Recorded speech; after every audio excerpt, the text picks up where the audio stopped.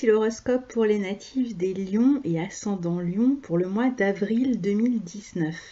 Alors je vous rappelle que ces horoscopes sont généralistes, qu'ils ne s'adressent pas à vous personnellement, qu'ils ne prennent en compte que votre signe solaire ou votre ascendant, et que pour avoir une idée un peu plus précise de votre mois, mieux vaut écouter à la fois la vidéo qui correspond à votre signe et à votre ascendant, sachant que pour une étude personnalisée, eh bien, vous pouvez soit vous adresser à moi, soit à un autre astrologue qui pourra vous donner plus d'informations. La carte que vous voyez en fond d'écran, c'est la carte qui correspond, j'ai mis donc le signe du lion en première maison, et vous voyez toutes les planètes telles qu'elles sont au 1er avril. Et évidemment, elles vont évoluer au fil du mois tel que je vais vous l'expliquer. Alors je viens de me rendre compte que pour toutes les vidéos que j'ai déjà faites, c'est-à-dire quasiment toutes les vidéos sauf 4, je n'avais pas mis sur les cartes les maisons égales, ce qui fait que du coup les planètes vont être un peu décalées par rapport à ce que je raconte, mais bon, globalement ça vous donnera quand même une idée. Mais pour vous, la carte est bonne. Alors on commence le mois avec Jupiter. En fait on a 3 planètes qui rétrogradent ce mois-ci. On a Jupiter qui démarre sa rétrogradation le 10 et qui rétrogradera jusqu'au 11 août. Il est en Sagittaire dans votre secteur 5. Alors, j'ai envie de vous demander, mais comment ça se passe pour vous les amours? Est-ce que c'est compliqué ou est-ce que ça se passe bien? Puisque c'est vrai qu'avec Jupiter en maison 5, on avait tendance à annoncer de très belles choses, mais pour l'instant, on n'a pas eu forcément encore les meilleurs résultats, et c'est vrai que ça va heureusement évoluer les mois qui viennent. Donc on a bien Jupiter dans votre maison 5 qui devrait vous permettre de faire des rencontres, mais encore faut-il qu'il soit soutenu par d'autres planètes, par les planètes rapides, puisque pour l'instant on a eu surtout un carré à Neptune qui a pu donner beaucoup de confusion dans les relations affectives en début d'année. Donc ici on a justement en avril et en mai, et ce sera le cas encore en juillet et en août, les planètes qui vont venir soutenir Jupiter, et donc ça va bouger, patience, ça arrive. Alors Jupiter en maison 5 va bénéficier à votre créativité, aux voyages, aux vacances, aux loisirs, aux rencontres avec des personnes étrangères notamment, mais pas seulement, ou en voyage d'ailleurs. Ça va bénéficier à vos enfants, si vous avez des enfants, à leur réussite, à leurs amours, à leur sociabilité, à leur intégration aussi, mais pour vous aussi, vous allez pouvoir beaucoup plus vous affirmer. Si vous avez envie de créer votre propre affaire, eh bien, vous pouvez bénéficier de ce Jupiter en maison 5 qui vous pousse vers plus d'expansion dans ces domaines que je viens de citer, mais beaucoup plus globalement, puisque le secteur 5, c'est votre secteur, donc il vous apporte une certaine chance et la possibilité d'une reconnaissance d'ici la fin du transit qui aura lieu en décembre. Donc pendant toute cette période, ne vous inquiétez pas, ça va arriver petit à petit.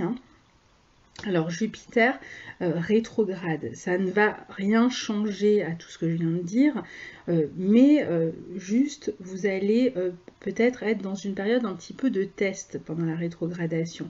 C'est-à-dire que vous allez peut-être modifier certaines choses, la manière dont vous vous reliez aux autres, la manière dont vous créer, où vous avez peut-être eu des idées créatives que vous allez commencer à mettre en place. Vous pouvez aussi, si vous êtes par exemple dans l'enseignement, réfléchir à comment enseigner différemment.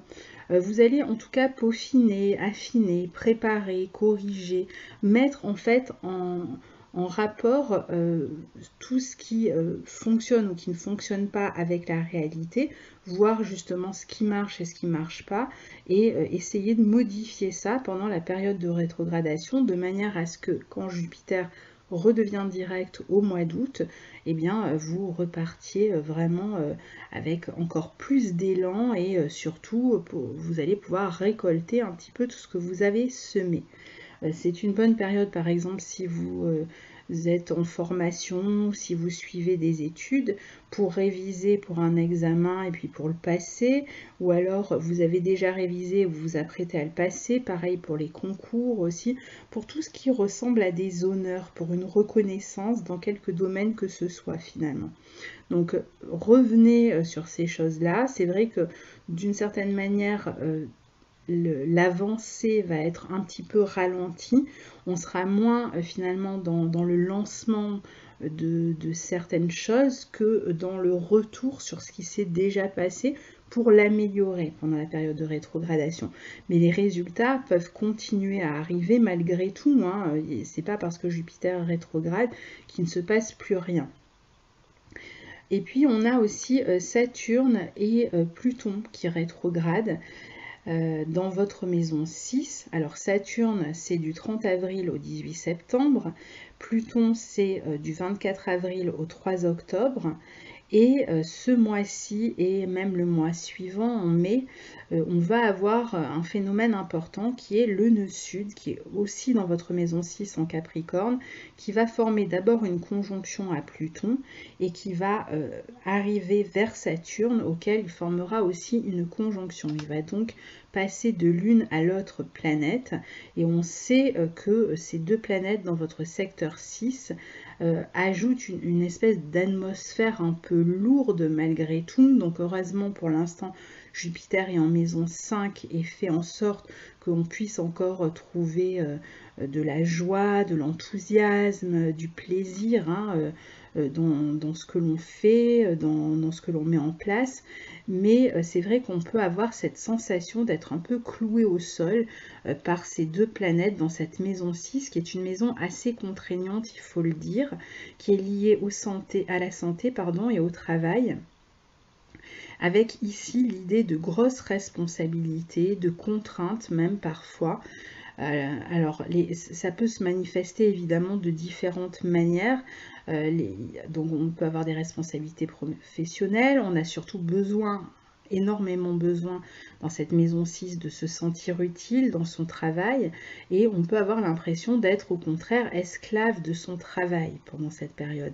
Et puis pour d'autres qui ne travaillent pas, alors soit qui cherchent un travail et qui n'en ont pas, ça peut être extrêmement compliqué, il peut y avoir cette impression de lourdeur, de pauvreté d'une certaine manière, d'avoir du mal à manifester les choses.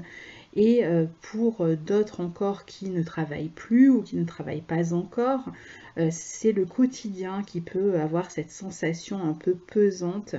On va être esclave de son quotidien, esclave de son travail, esclave de sa santé. On a vraiment du mal finalement à trouver une joie vraiment profonde malgré Jupiter en maison 5. On a cette lourdeur à cause de ces planètes en maison 6. Certes, on peut faire preuve de sérieux, de fiabilité, on peut avoir envie de s'engager, mais on a surtout besoin, pendant ce mois-ci, et ce sera pareil en mai, de changer quelque chose absolument. Alors soit à son hygiène de vie, soit à la manière dont on aborde son travail, peut-être y consacrer moins de temps, on peut avoir besoin de déléguer, de ne pas tout porter tout seul, on peut avoir besoin de se déconnecter, et puis pour d'autres c'est plus une sensation peut-être d'angoisse, d'oppression, des peurs même irrationnelles, alors soit de perdre son travail, soit liées au quotidien, qui peuvent être extrêmement pesantes pendant ce mois-ci et le mois suivant. Puis c'est quelque chose que vous avez dû sentir déjà au mois de mars normalement. On voit bien que Jupiter réclame que l'on passe plus de temps à s'amuser d'une certaine manière, à se consacrer à ce qu'on aime, en tout cas à sa créativité. On peut compter sur cette créativité, mais voilà, on a cette difficulté à se dépêtrer du quotidien d'une certaine manière et à être à 100% dans la joie. On peut même, si on travaille par exemple, ne plus trouver l'étincelle que l'on avait, tout devient fardeau d'une certaine manière. Donc il faudrait retourner vers ce qui vous donne la joie. C'est certainement le signe que quelque chose doit évoluer, que vous devez lâcher quelque chose dans votre vie professionnelle, soit carrément lâcher un travail parce que vous n'y trouvez plus de plaisir, soit lâcher la manière dont vous travaillez. Pluton vous invite à transformer votre vie professionnelle. Peut-être que pour ceux qui cherchent un travail et qui ne trouvent pas, il faudrait peut-être modifier les recherches, aller dans une autre direction, éventuellement se former, changer d'orientation peut-être. Pour d'autres qui ont des problèmes de santé, il faut peut-être ménager ses horaires, son hygiène de vie, changer de régime alimentaire, changer quelque chose à sa vie telle qu'on la vit jusqu'à présent pour retrouver de l'énergie. Et puis faire attention parce que c'est vrai que Jupiter en 5 est très positif pour les lions, mais en même temps avec Saturne et Pluton en maison 6 qui exercent cette pression, qui vous donne un véritable besoin de vous sentir utile. Si vous ne trouvez plus de sens dans votre quotidien, que ce soit votre quotidien familial ou qu'il s'agisse de votre travail par exemple, eh bien vous n'allez pas pouvoir trouver cette joie et cette reconnaissance. Et si en ce moment vous n'avez pas cette reconnaissance et cette joie dans ce que vous faites, eh bien vous rentrez dans une espèce de boucle, de cercle vicieux où vous pourriez vous sentir vraiment dévalorisé alors que Jupiter devrait vous aider à vous valoriser. Alors il va vous y aider, mais c'est justement tout le sens de ce processus qui est à l'œuvre, qui est de moins chercher de reconnaissance professionnelle de la part des autres et de plus trouver ce qui en soi plaît, qu'est-ce qui vous tient vraiment à cœur, qu'est-ce qui vous fait vraiment vibrer pour que vous vous reconnaissiez vous-même en fait, que ce soit pas le travail, votre statut social qui vous le donne, ni ce que vous faites pour les autres, mais ce que vous faites pour soi-même. Donc il va falloir vraiment apprendre à faire les choses pour soi-même en ce moment. C'est très très très important pour les lions et ascendant lion. Donc il peut y avoir quelque chose à changer dans son foyer, dans sa famille. Alors comme la maison 6 peut représenter les dettes, pour certains ça peut être des dettes qui sont extrêmement lourdes à porter. Et donc là c'est pareil, peut-être essayer de moins se concentrer sur ce manque, sur ce que vous n'avez pas, et essayer de trouver quelque chose que vous aimez faire qui vous permettrait de vous préparer pour ensuite améliorer votre vie professionnelle et pouvoir rembourser vos dettes, moins se renfermer d'une certaine manière. Et puis pour d'autres, ça va être aussi la maison 6 étant la 12 de la 7, c'est un peu technique, mais il se peut aussi que pour certains, il y ait par exemple le couple, pour ceux qui sont en couple, qui ne fonctionne pas, ou une relation en tout cas avec une personne qui ne fonctionne plus. Ça peut être avec un associé, ça peut être avec n'importe qui d'autre, et vous avez du mal, vous avez tendance à résister, à vous accrocher à cette relation qui pèse finalement, alors que vous devriez lâcher prise et admettre que ça ne fonctionne plus et transformer votre quotidien, éventuellement penser peut-être à vous séparer, en tout cas si ça ne va pas, évidemment. Là je parle pour ceux pour qui ça ne va pas, pour ceux pour qui le couple va très bien, c'est pas ce domaine-là qui est touché. Donc il va falloir équilibrer finalement la part de devoir et la part de plaisir, et surtout se reconnecter à soi, c'est essentiel. Alors attention, parce qu'avec les planètes en maison 6, on peut facilement somatiser sur le plan de la santé, et dans le signe du Capricorne, ça va être tout ce qui est articulatoire, les os, le dos, les dents, les cheveux, qui peuvent être touchés. En fait, c'est surtout les os, parce que il y a cette idée de porter un poids ici. Donc du coup, ça peut jouer sur l'ossature, sur le dos en particulier. Alors, si on a le nœud sud en maison 6, ça veut dire qu'on a le nœud nord en maison 12. Et la maison 12, le nœud nord, c'est la direction qu'on doit prendre en ce moment.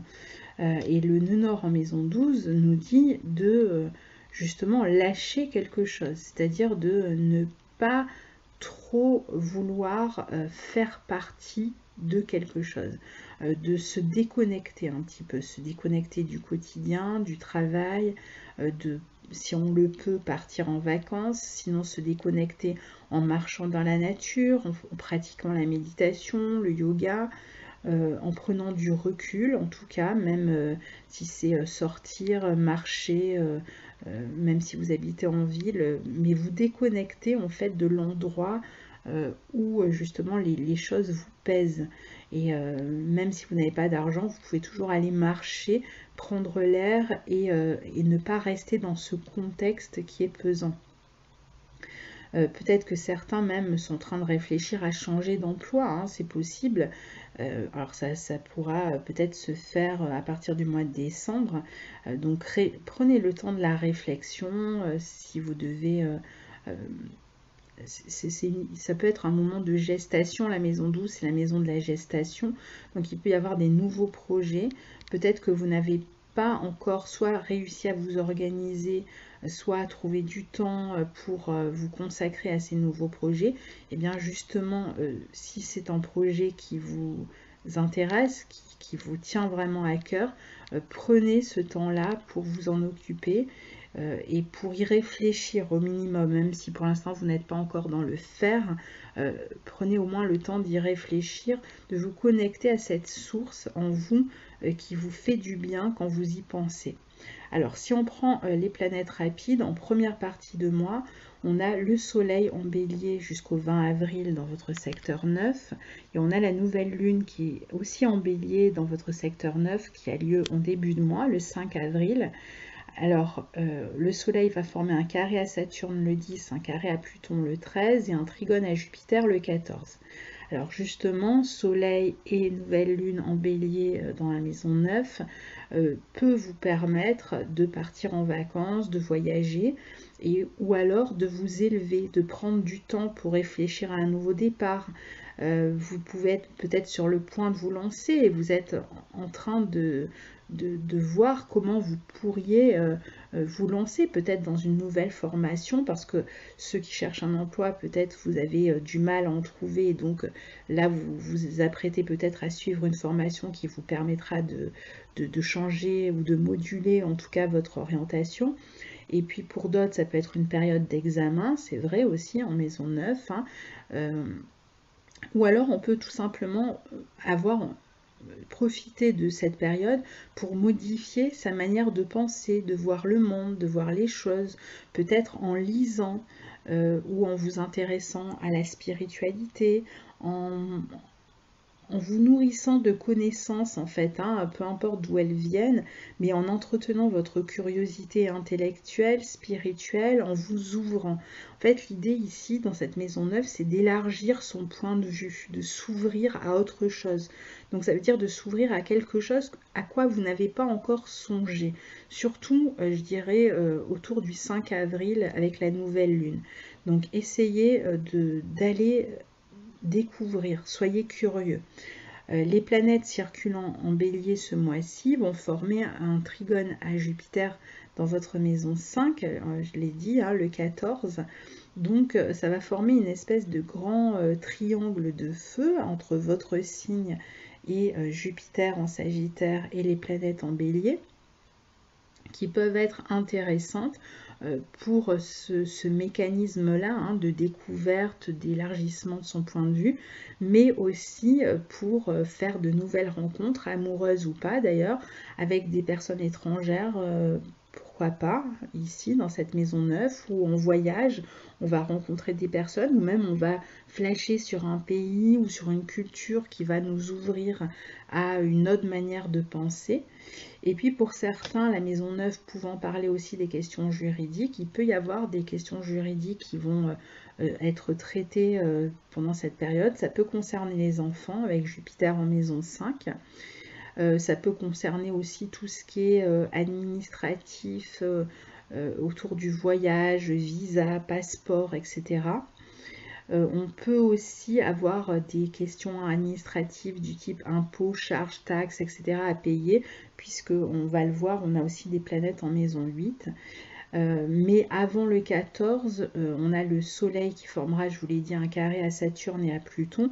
Donc ça peut être un bon moment entre le 10 et le 13 pour se déconnecter, pour ralentir aussi dans son travail, pour faire une pause, pour prendre un petit peu de recul et prendre conscience de ses insatisfactions, de ce qui ne fonctionne pas. Et autour du 14, du 15, vous pourriez recevoir une bonne nouvelle, peut-être concernant justement les enfants, les amours. Vous pourriez faire une rencontre aussi autour de cette date-là. Alors, ce mois-ci, on a aussi Mars qui est en Gémeaux. Il le sera pendant tout le mois d'avril et une partie du mois de mai dans votre secteur 11. Donc, il va dynamiser ce secteur. En plus, il est en bon aspect de votre signe. Donc, déjà, il va vous redonner beaucoup d'énergie parce que c'est vrai qu'on avait du mal ces temps-ci, le mois de mars, avec toutes les planètes en poisson. Enfin, on n'était pas vraiment dans l'énergie. On pouvait se sentir extrêmement fatigué. Et là, c'est vrai que Mars va redonner du peps, il est dans un signe ami, en sextile, donc en sextile, il permet vraiment d'apporter beaucoup de dynamisme et d'énergie, en particulier dans vos projets, dans vos amitiés, dans vos relations en général, dans votre vie sociale. Il va vous permettre de partager plus de moments avec vos amis, de faire des sorties, d'aller voir des spectacles. Vous pourriez même programmer, pourquoi pas, des voyages avec des amis ou avoir des projets avec des amis que vous avez envie de lancer. Ça peut être des petits projets du style sortie, voyage, etc. Comme des projets plus importants, créatifs, peut-être autour de l'écriture ou autour je sais pas, une randonnée ou je ne sais pas. Ça peut être vraiment toutes sortes de projets en fait. Vous allez beaucoup plus communiquer avec vos amis, donc, mais aussi à un niveau social, avec des groupes. Vous pourriez, par exemple, justement, suivre une formation en groupe, un stage, participer à des colloques. Vous pouvez même, vous, être amené à communiquer à un certain nombre de personnes, à un groupe assez large. En maison 11, on parle de groupes larges, même si on est quand même dans le signe du Gémeaux, donc du coup ça réduit un petit peu. Mais bon voilà, on a plutôt tendance, si on sort, à sortir avec un groupe d'amis plutôt qu'avec un seul ami. On est moins dans l'intimité et plus dans l'ouverture, encore une fois. Donc faites juste attention avec Mars en maison 11 à ne pas vous montrer trop directif, justement, dans les projets et dans les relations avec les amis, parce que vous pourriez déclencher quelques tensions. Donc attention à ce niveau-là, mais je pense que là, il va surtout vous aider à être plus dynamique.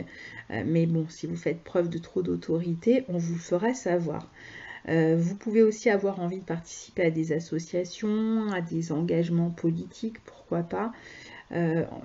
Vous engager même dans la vie sociale ici. On peut aussi être amené à rencontrer des personnes qui ont une certaine notoriété. Alors comme je vous le disais, on a aussi Mercure, Vénus et Neptune dans votre secteur 8 en Poisson carré à Jupiter. Donc ça ajoute à l'idée qu'il pourrait y avoir des frais ce mois-ci, alors des dépenses, taxes, impôts, factures qui viennent un peu creuser le budget. Ça peut être aussi de l'argent que vous dépensez au cours d'un voyage, ou vous avez peut-être des frais pour vos enfants. Donc attention avec l'argent qui aura tendance un petit peu à vous glisser entre les doigts. Deuxième période du mois d'avril, on va avoir Mercure qui entre en Bélier dans votre secteur 9 le 17, Vénus le 20 avril et le Soleil lui passe ce même jour le 20 avril en Taureau dans votre secteur 10 et il forme une conjonction à Uranus le 22 avril. Alors maintenant, on a Mercure-Vénus dans votre maison 9 en Bélier, dans cette deuxième période, qui va permettre de faire encore une fois des rencontres affectives à l'étranger, au cours d'une formation ou avec des personnes d'origine étrangère. Vous pouvez avoir beaucoup de plaisir à voyager, vous pouvez recevoir des nouvelles d'un ami ou d'un projet. Alors peut-être que vous ne les recevrez pas, peut-être que vous les attendez en cette fin de mois, pardon, d'avril, que vous les attendez depuis longtemps et que vous les recevrez peut-être seulement début mai, parce qu'au départ les planètes vont former évidemment un carré à Saturne et il faudra certainement attendre que le carré soit passé, donc début mai, hein, première semaine de mai à peu près, pour recevoir des nouvelles d'un projet ou d'un ami si vous en attendez. Ça peut être un petit peu bloqué justement fin avril. Et puis c'est aussi une période qui devrait vraiment être top. Alors là c'est pareil, peut-être fin avril ou plutôt début mai, je dirais première quinzaine de mai, peut-être ce sera encore mieux pour les relations amicales et affectives, les rencontres, pour étudier aussi, hein, pour tous ceux qui étudient, pour écrire, pour lire, pour continuer à élargir vos connaissances, à réfléchir encore une fois à une autre manière d'avancer, de voir les choses. Et là, avec Mercure et Vénus, petit à petit, vous allez rentrer peut-être plus en connexion avec vraiment ce qui vous plaît. Vous allez avoir un peu plus l'idée de ce que vous aimeriez faire, de comment modifier les choses. Et ensuite, on a le 22, une conjonction Soleil-Uranus dans votre maison 10 en Taureau. Alors, pour le tout début du premier décan, cette conjonction va former un carré à votre Soleil. Donc, ça peut indiquer un bouleversement important, un changement important, soit dans votre vie professionnelle, soit dans votre vie sociale, qui peut être un peu déstabilisant. Ça peut concerner une figure paternelle ou ça peut concerner un patron, une figure d'autorité. Donc c'est une nouvelle qui peut être déstabilisante. Je ne vais pas dire qu'elle est négative parce que elle est plus déstabilisante et inattendue que négative, mais elle peut être négative aussi. Tout dépend en fait de si vous êtes prêt à modifier quelque chose dans votre vie ou pas finalement.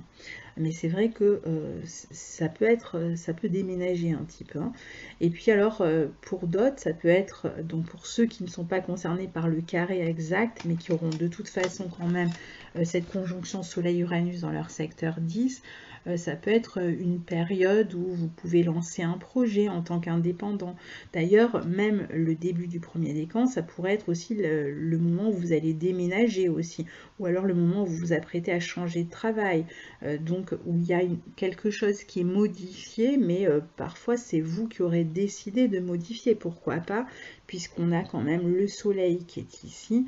Le soleil c'est vous, donc vous pourriez être à l'origine de ce changement. Vous pourriez vous lancer comme indépendant ou décider de quitter votre emploi, ou vous arrivez tout simplement à la fin d'une mission, ou alors vous démarrez au contraire une nouvelle mission, un nouvel emploi, et donc voilà, il faut vous adapter au nouveau contexte. C'est peut-être pas évident tout de suite, mais ça peut venir. Et puis pour d'autres, c'est vrai que ça peut être une période de rupture avec ce qui était, donc de changement, mais ça va être différent pour chacun. Et donc pour terminer, on a la pleine lune en balance qui va avoir lieu le 19 avril. Ce sera la deuxième pleine lune en balance. La première avait lieu au mois de mars. Donc elle est toujours dans votre secteur 3. Cette fois-ci, elle est sur la fin du signe de la balance. Donc ça pourrait indiquer une période soit où vous arrivez à la fin d'une collaboration, d'une réflexion, d'une formation, des études, et donc vous allez peut-être passer un examen à cette période-là. Ça peut être la fin d'une action juridique, administrative, ça peut être la fin d'une communication avec quelqu'un aussi, hein. Vous pourriez couper les ponts avec quelqu'un, ou alors vous arrivez à un moment où vous allez chercher, parce que vous aurez compris que c'est ça qui ne fonctionne pas, chercher par exemple à modifier votre manière de communiquer avec les autres. Vous allez avoir comme plus de clarté en fait sur ce qui ne fonctionne pas et vous allez essayer de le modifier grâce à peut-être des prises de conscience. Alors je ferai de toute façon une vidéo pour la pleine lune en balance, hein, et je m'arrête ici pour l'instant pour cet horoscope du mois d'avril 2019. Je vous souhaite un très beau mois d'avril et puis je vous dis à bientôt. Au revoir.